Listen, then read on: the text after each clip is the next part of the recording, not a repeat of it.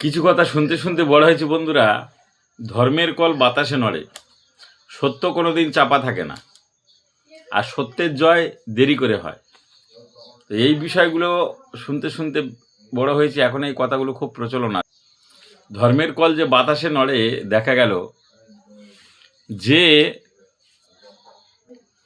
হুমায়ুন কবির একটা টিকিট পাওয়ার জন্য অভিষেক বন্দ্যোপাধ্যায়, মমতা বন্দ্যোপাধ্যায় দোরগোড়ায় হত্যে দিয়ে পড়ে থাকতো, হঠাৎ তিনি এত বড় নেতা হয়ে গেলেন, দল থেকে বহিষ্কার হয়ে তিনি একেবারে সেন্ট্রাল গার্ড পেলেন। দিল কে? নরেন্দ্র মোদীর কেন্দ্রীয় সরকার, বিজেপির কেন্দ্র সরকার তাকে গার্ড দিল, যে এত বড় নেতা হয়ে গেছে, ওকে একেবারে জেড ক্যাটাগরির গার্ড দিতে হবে।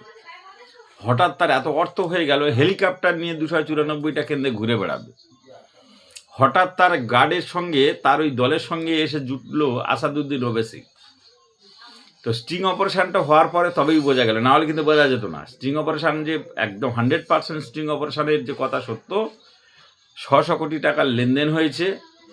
ধর্ম বিক্রি করে মুসলিম মানুষজনকে বিপদে চালিত করা, তাদের বিপদ বাড়ানোর জন্যে দল খুলে তাদের ভোট একত্রিত করে মমতা বন্দ্যোপাধ্যায়ের সরকারকে হারিয়ে দেওয়া, বিজেপিকে জিতিয়ে দিয়ে রাজ্যে ঢোকানোর পরিকল্পনা করেছিলেন। ওই যে বলছিলাম, ধর্মের কল বাতাসে নড়ে, সত্য কোনোদিন চাপা থাকে না। তো যাই হোক, সেটা প্রকাশ হয়েছে, ভাইরাল হচ্ছে, আস্তে আস্তে লক্ষ লক্ষ মানুষ দেখছে, আরও মানুষ দেখবে। তো এরা যে কী ধরনের রাজনীতিবিদ, এখনও যারা বুঝতে পারে না, তারা ওই বিজেপির মতো গোবর ভক্ত। কারণ এ তৃণমূল করছিল, টিকিট পান বলে বিজেপি গিয়েছিল, বিজেপি থেকে আবার তৃণমূলে এসেছিল, তৃণমূলে বদমাশি করছিল বলে ঘাড় ধাক্কা দিয়ে বের করে দিয়েছে, বের করে দিতে সঙ্গে সঙ্গে বড় নেতা হয়ে হেলিকপ্টার নিয়ে 294টা কেন্দ্রে ঘুরে বেড়াচ্ছে, আর কি বলছে 600 কোটি টাকার গল্প শোনাচ্ছে। তো লাস্টে প্রকাশটা কি হলো? একেবারে বিজেপির দালাল এবং বিজেপির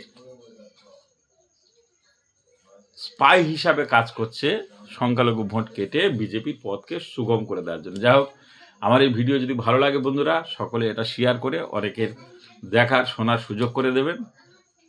নমস্কার রইল সকলকে, সবাই ভালো থাকুন, সুস্থ থাকুন। নতুন বছর আসছে, সবার ভালো কাটুক।